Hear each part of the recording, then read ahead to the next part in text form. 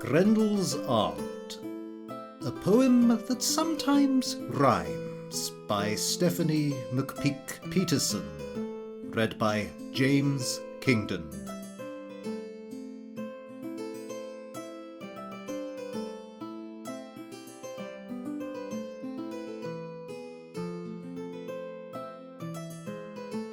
Him was a hero and hawkish for war, a saviour without a saviour.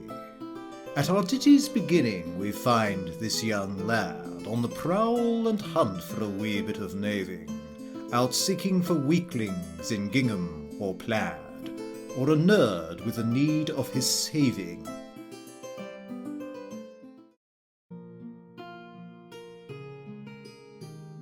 Him's one wish was for war, raping, pillaging, gore. All about him, alas, only peace. Still he wanted the glory, his name in the story, a sword's swarthy motto, a vain Irish villain, the money, the many, the madness, the truth. All he wanted was someone to need him. Why so lacking in war in this lair of the night?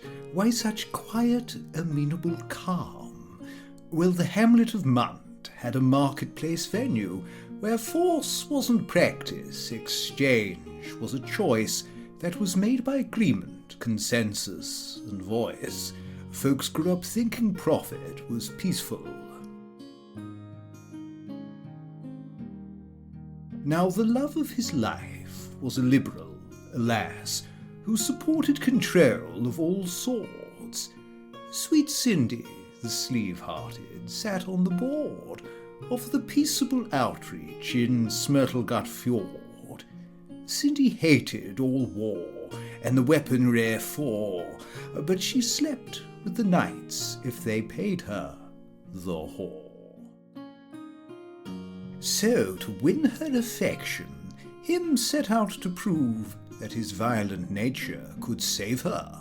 He softened his sword with an inlay of jewels, named it Penelope, banned it from schools. He signed her petition for scheme card renewals, and promised to tithe with his taxes.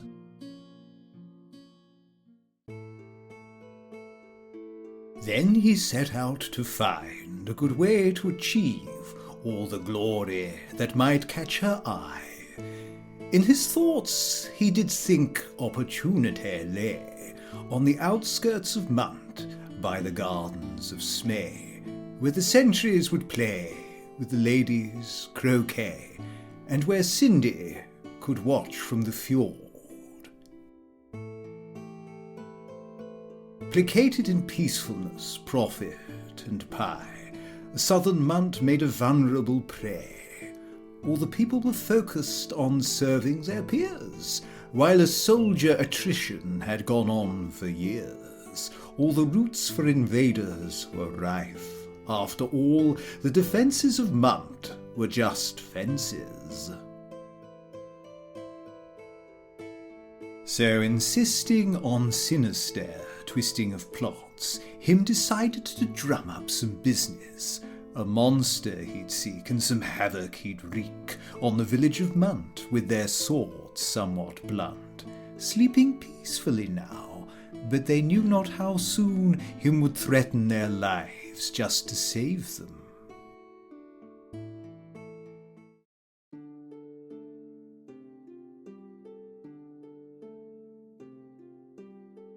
In a shell on Llyn Ogwen, him spied from behind a most beautiful lady's coiffure.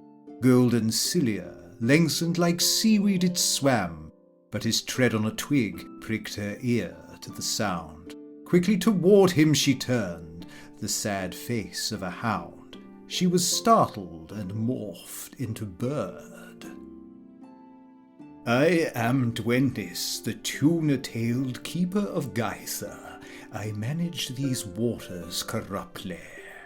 Then she turned toward the bay, nothing further to say. So this stanza will end now, abruptly.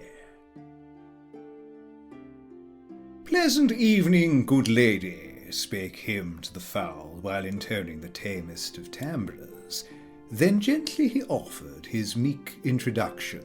I'm him. You're he? Yes, a grammar malfunction. My mother did name me a personal pronoun in hopes I'd be harder to track. Then the mermaid returned, melding scales with her feathers, her face now a lady's and fine.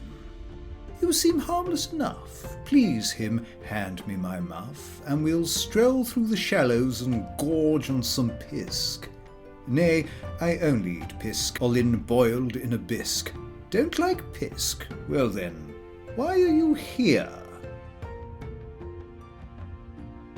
My own quest is to locate a monster for hire, to increase demand for my skill. And this troll he must travel to Mount to attack and to pillage their daughters on Daffodil Hill. Then I'll stride in to save them, and value for peace I'll instill as he strikes for the kill. Hearing this, Duendes tapped on her fingers and thought, as her thumb feckly fondled her chin. In that peace is a problem for bankers and kings. Their advisers wage war for the wages it brings, and a treaty creates unemployment for knights and perpetuates rage in the mages. My young nephew might fit, she continued to spit, to supply your demand for a brute. Now her nephew in question, nefarious Grendel, the seed of her sister, descendant of Cain, was a monster whose drool filled a marsh full of mool, and whose breath spored infected murrain. Tell me, where can I find him? He sounds just the part, shouted him, now excited to meet him. So they trudged themselves down into bowels of miry, and boots squished through foul-smelling swamps of perspiry. The fetidness beckoned of Grendel, that knave, and they found him asleep in his cave.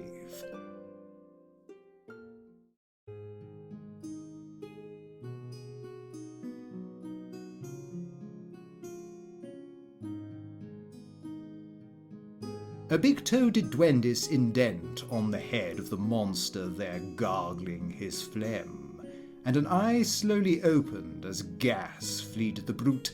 Nephew, play not for auntie on thine anal lute. But he knew not his aunt, for she rarely came by, so he asked, Who the uncle are you? I'm your aunt, matronomically blessed with a name, while my sister, who's lacking the same, was the woman who bore you, and often implores you to practice the tactics of mauling you learned. My dear sister, she loves you, but honestly, lad, all the rest of your kin is concerned. Grendel's Nephilim build housed insanitized brains, as his blood was descended from Cain, and he lived near the poisonous lake Mont Sainteux, where the waves bore the scum of ill oysters below. They're a family of eel-pout, enslaved by the smelt, taught the tuna to torture the trout. Auntie Duendes avoided nephew-ious monsters who farted their way along shore, for young Grendel was fond of the gaseous bean, and his sphincter analus was muscled and lean. All the horns on his head grew from rectums instead, and his snot was unsure where to exit. Walk with us, Grendel, and hear this night's plan, for to play out a fictional war. At the heard word of war, Grendel quickened his gait, for destructive desires a war will instate, and the three strolled the cesspool of Lake Mont Sainteux, and they voiced the deception's potential. Grendel was now economically piqued, and was curious what he could earn. Well, now I'm not a communist, him had him know, and those labour-based theories of value don't show how the time you spent walking has any effect on the value I place on the trip. Even so, him continued, my ledgers will show that reward calculations are tricky. For this wage ensures only you show up to play. If our staging ensures that I'm saving the day, then you can't expect rises in your rate of pay. In conclusion, your wage will be sticky.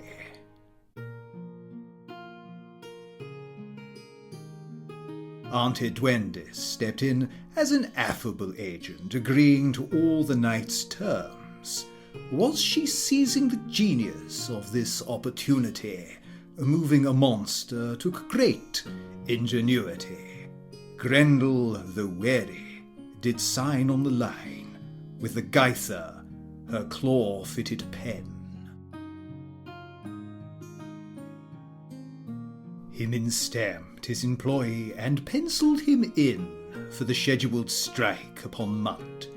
Then he said, once you get there, dispense with their fence. You can eat whom you meet, but you're never to scar the smooth skin of sweet Cindy, my love, whom you'll know by the palpable heart on her sleeve.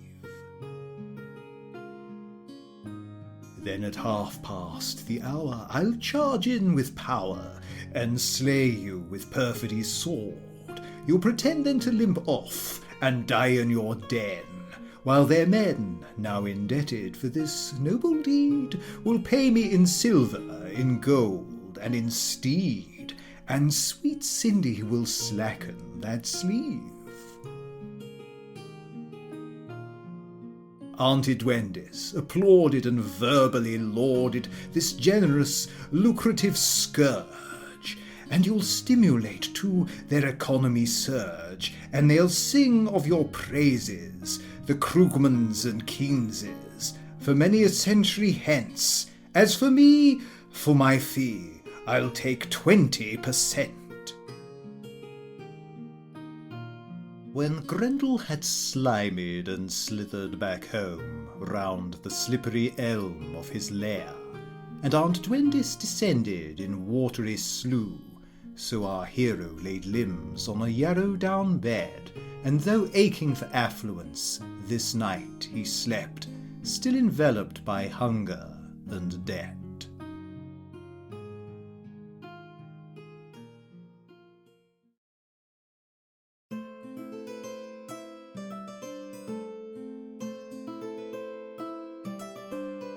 In the morning him saddled his spirited mare, and they clopped down the main road to Munt. There he noticed the yews that were lining his way, the pedunculate oak and the sweet tree of bay. In the massive old trunk of a baobab tree, a broad wench serving wine waved him over. Well now, what'll ye have, Mr. Whiskey or ale, or a shot of tequila from France? He glanced at her France and decided on stew. How's the pub food? Some chips, maybe? Grouse, vindaloo? Oh, it's funny you mention. Cook wants your attention. She asked me to give you her card. If you are in need of enchantment, it read, my own speciality is questing enhancement. Name's amygdala worm. I'm a witch of the wood. For the potion concocting my skills are quite good, and my title, officially, macromancer. I can speak with the dead in the long run. Please go tell your proprietors, no deal today. I'll be lucky to pay for my meal. Then the wench gave a wink, and she comped all his drink, brought him sandwiches, sack, and a stole made of mink. Here's a gift for sweet Cindy. And then she confessed, silly knight, worms not selling, she's buying.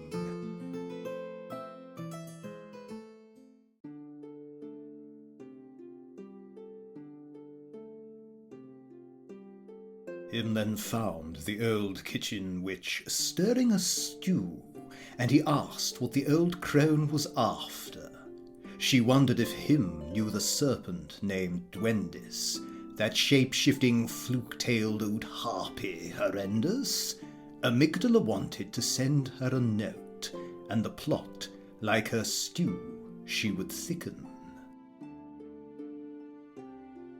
If him would deliver this note to old Dwen, she'd bewitchen his quest or his love life. I'm not on a quest, really more of a ruse, and my skills are quite capable. Here I can't lose. As for love, that'll work itself out once I save Cindy's neighbours from Grendel's attack. Are you sure Cindy's ready to offer her heart? Yes, my lover will marry me soon. Now Amygdala cackled and pulled up a chair. Sir, she told me you're like an injurious hare, that she pulls and she waxes and plucks in despair, but grows back within 6 to 8 weeks. Cindy said that?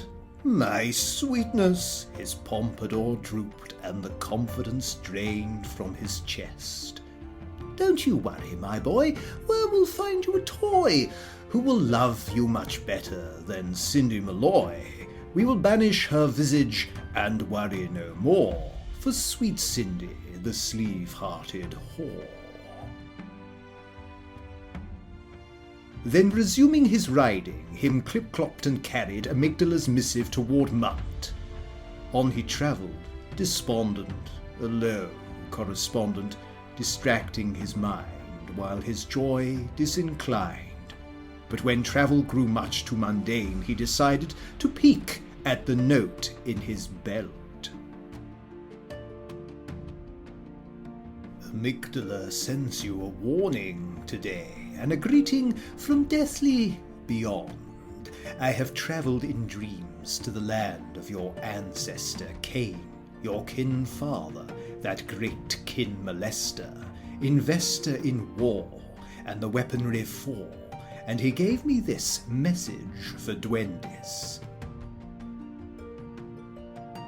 Daddy says that he sees what you're planning with him, and demands a percentage of payment, for he's still the king of the Keynesian clan, and your Grendel is fighting on Keynesian land. Every blessing of war is the job of rebuilding, but funding must first be repaid. You may call him a rogue, and a thief, and a dastard, but one thing he's not is a bastard.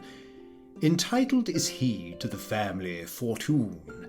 Pay legacy back, or you're now he'll inscortion. You steal from your future, you steal from his past, when you profit from war in the present. Suddenly Duendis appeared on the thoroughfare. Why at my note do you leer? I just stopped in that well-known deciduous pub, of their grub, I must say. I'm dismissive, and lo, the old kitchen witch asked if I'd do her this missive, delivering favour, so here. Duendis scanned it quite quickly, and tucked it away, while the knight hemmed and hawed his regrets. Please let this day, a Wednesday, be my make-amends day. I'm sorry for reading your ancestors' pleading, and so the two travelled together toward Munt, and the showdown with Grendel impending. A strobile of silence stayed with them apace, and then finally the fish thought to mention her nephew was eager to maim and beleaguer the villagers' livestock, the frail, even him, and she wanted to warn that the monster might veer and his violent part overplay. But she held in her hand some pedantic peduncles, the stems of matriculate mushrooms. Now eat of these, him, and you will then understand the mysterious secrets directly at hand, causing kingdoms to render my Grendel more feral. Him, Cindy, may well be in peril.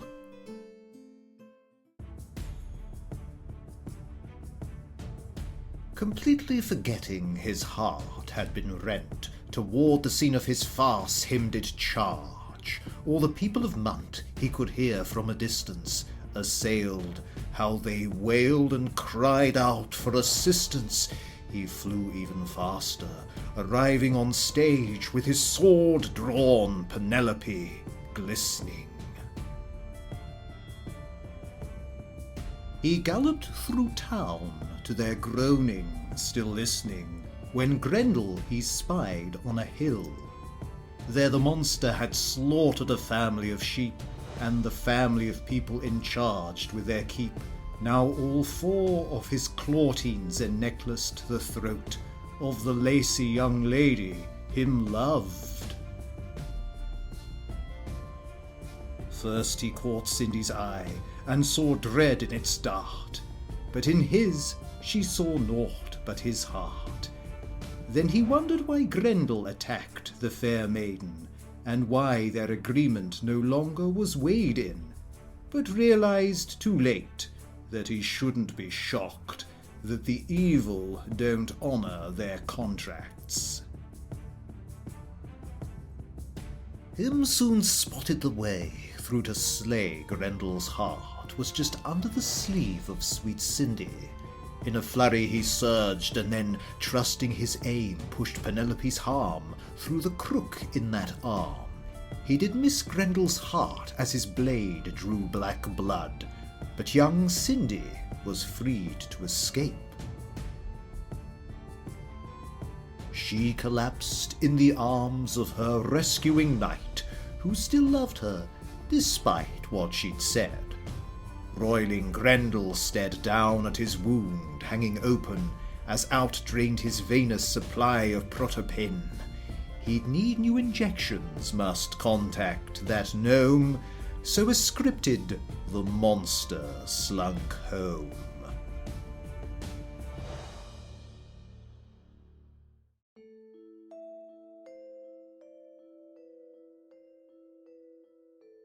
A drug-nudging, time-tripping fairy named Bridget was Grendel's supplier in Perth. She'd inject him with flaroids, mulefadrins and cleroids. He ended up altered and aired in her lair, cloyed by all of her fakery, snob and conceit. Still he flipped through his book for her number. Meanwhile, back in the bedroom of Cindy's apartment, the knight laid her soft on a chaise. Her torn sleeves he resewed, and her hair he rebowed, and he freshened her breath with an herbal forgiverance. She thanked him, and offered reward for deliverance, amounting to £30 But the knight, he refused to be paid for her saving. True love was his main motivation. I know that you find me a bothersome pain, and a man undesirable woos you in vain, but I won't ever save you for financial gain, so I'll just leave your cash on the dresser. Along Bridget's small door, Grendel scratched with his claw, and the fairy finagled it open.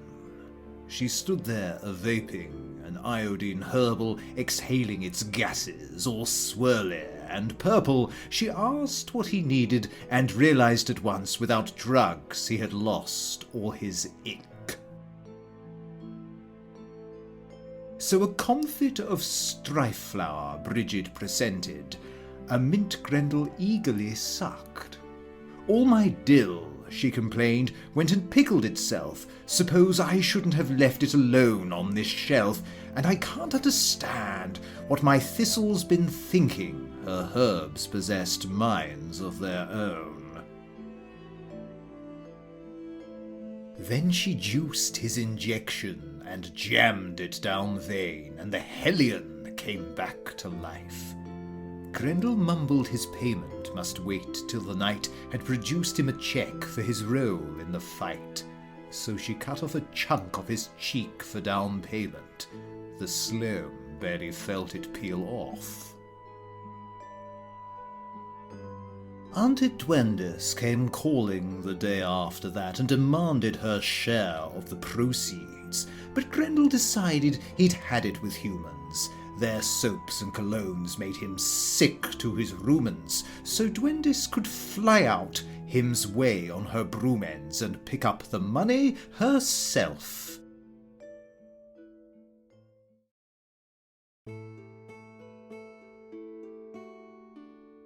What a chore, being forced to collect for her nephew, if only to snag her own cut.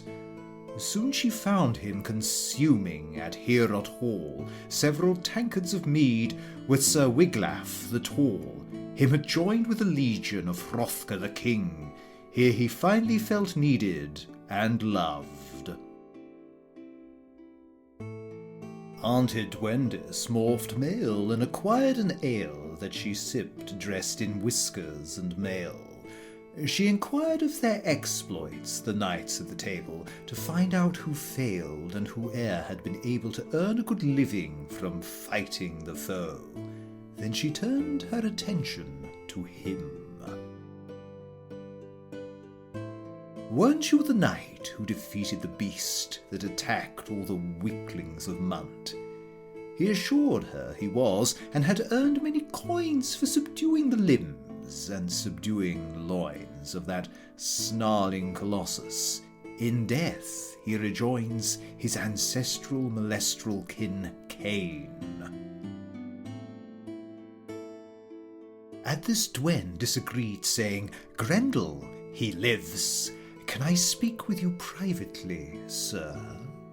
Then she thrust him a corner and whispered a roar, as she threatened exposure, him's secrets galore, to these men, Hrothgar's friends and his servants, who swore to be honest and forthright and noble. Unless you pay Dwendis, you will suffer her wrath, the inherited anger of Cain.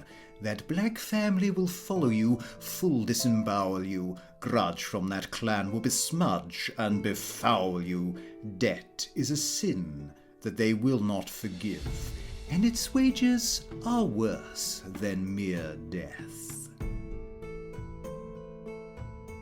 Him was surprised that this knight knew his damnable dealings with Dwendis and Grendel. Explaining the terms of the contract were broken, his firm stipulations on paper and spoken, he told her, "I am feeling duped by that ogre, refusing to pay him a moga." Aunt Edwendis stomped off at this moneyless news, almost losing her veil of disguise. She returned to the den of her nephew, the pig, to relay that the knight would his payment renege, but young Grendel was out, slurping slimy young Sculpin. So Dwendis instead told her sister.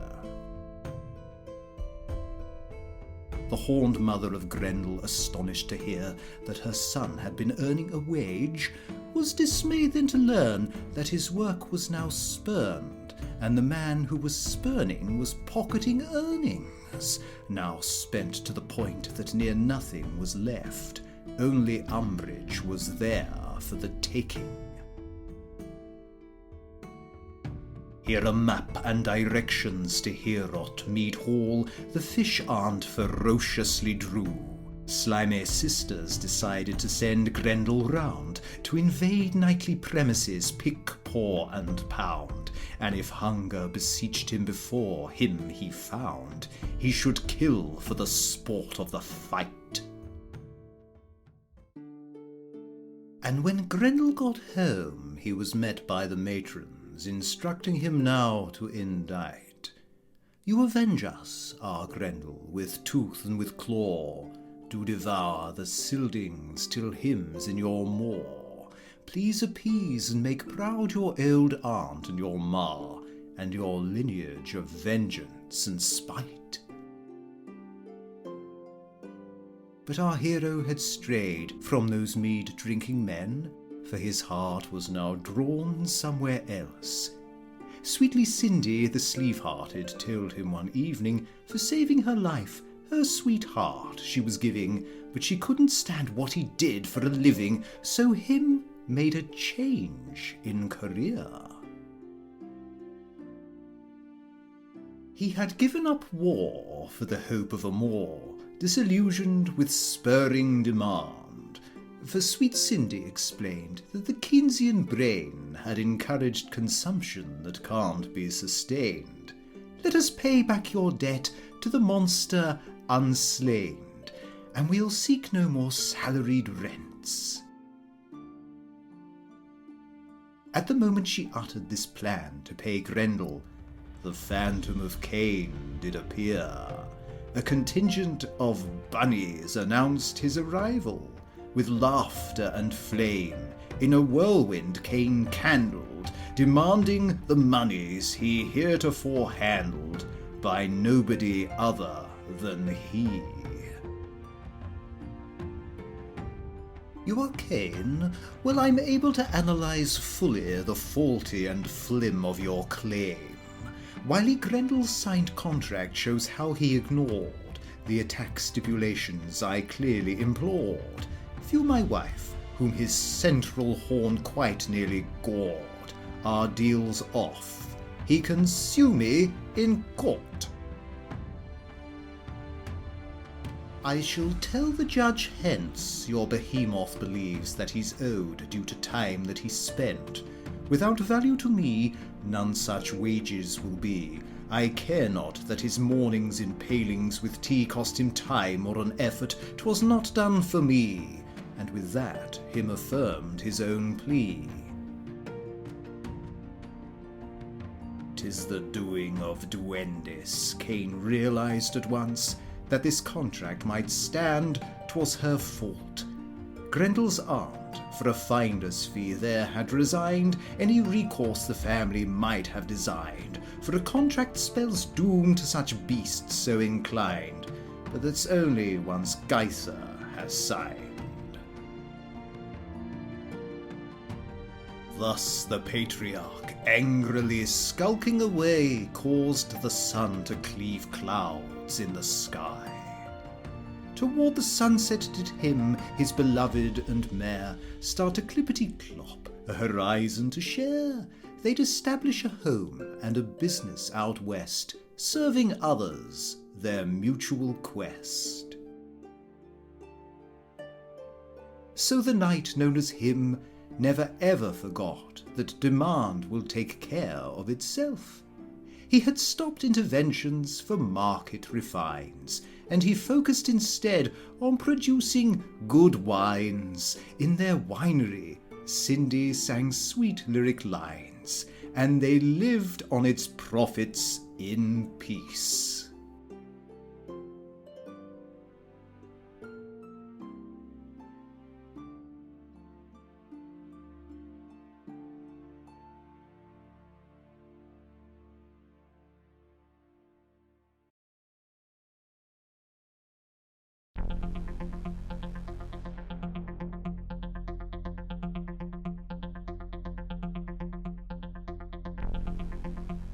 I'm grateful for any feedback. Please leave your thoughts in the comments, and thank you for watching.